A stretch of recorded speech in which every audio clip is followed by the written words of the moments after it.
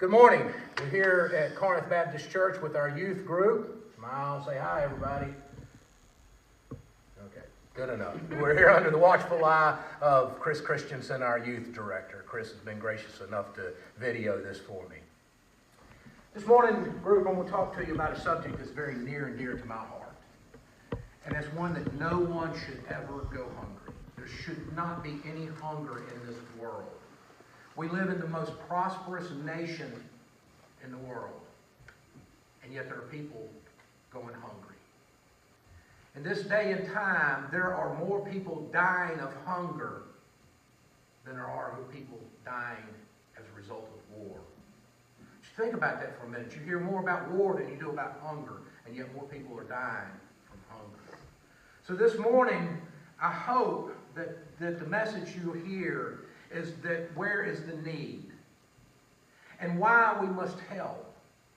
And most importantly, I want us to know how we can help. Let me ask, how many people here this morning have bought a large cup of coffee at Starbucks?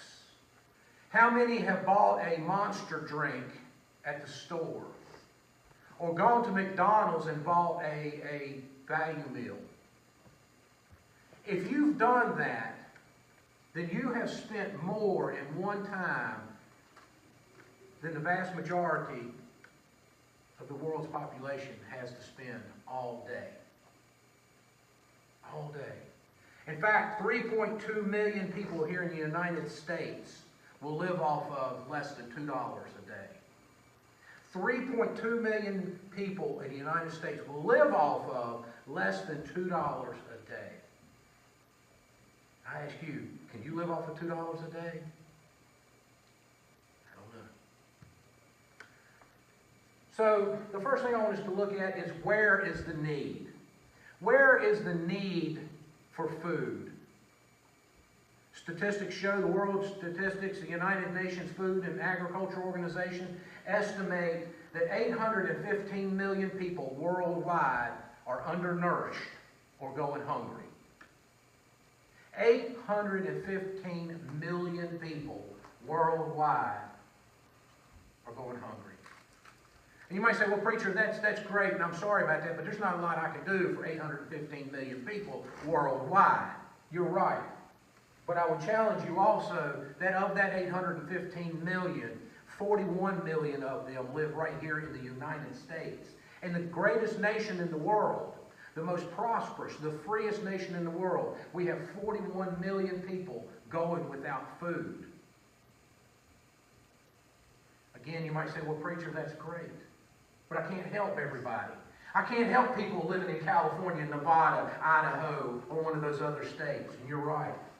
But what I would challenge you is, of that 815 million, 1.4 million of them live right here in our state. Right here in the state of North Carolina alone. Out of a population of 10 million people, we have 1.4 million people here in the United States. In North Carolina, that are going hungry. They're going undernourished. They have what's called food insecurity. And it's simply a fancy way of saying they don't have enough food or enough money to purchase the food. 1.4 million people here in our own state.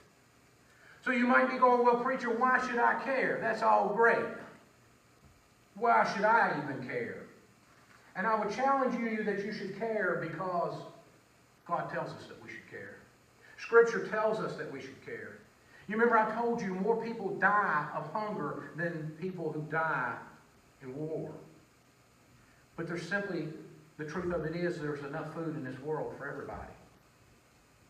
There is enough food for everybody to have food. But you should also care because God says so.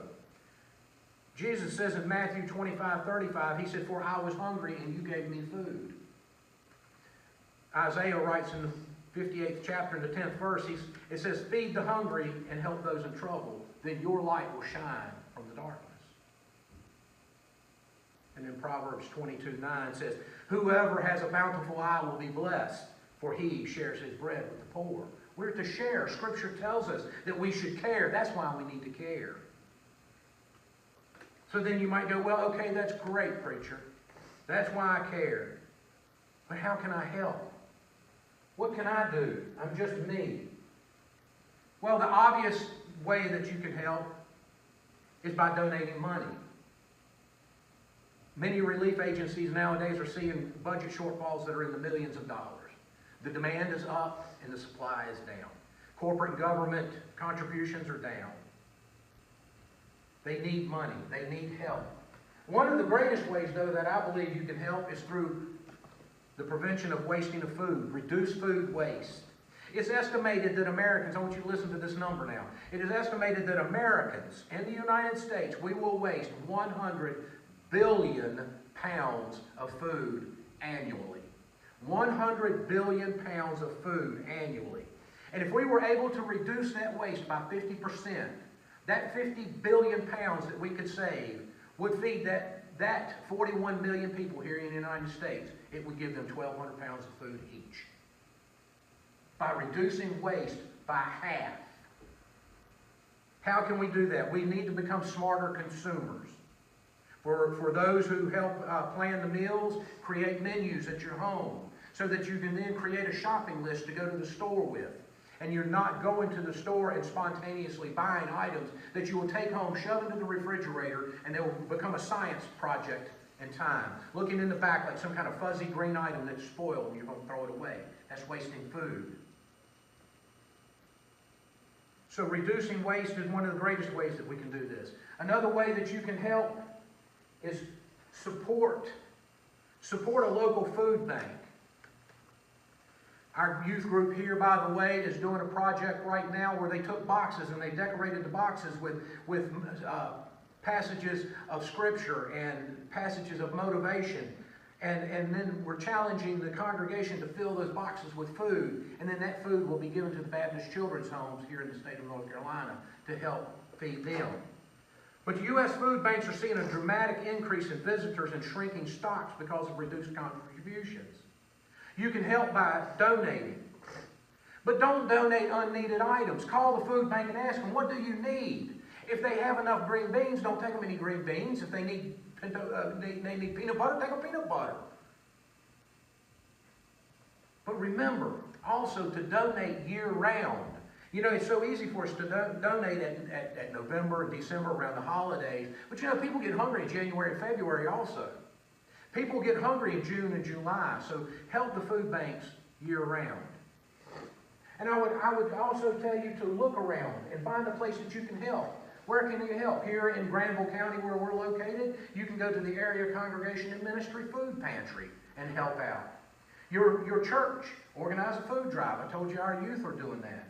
There are state and national organizations that you can find on the internet that can use help. But reach out, find somewhere.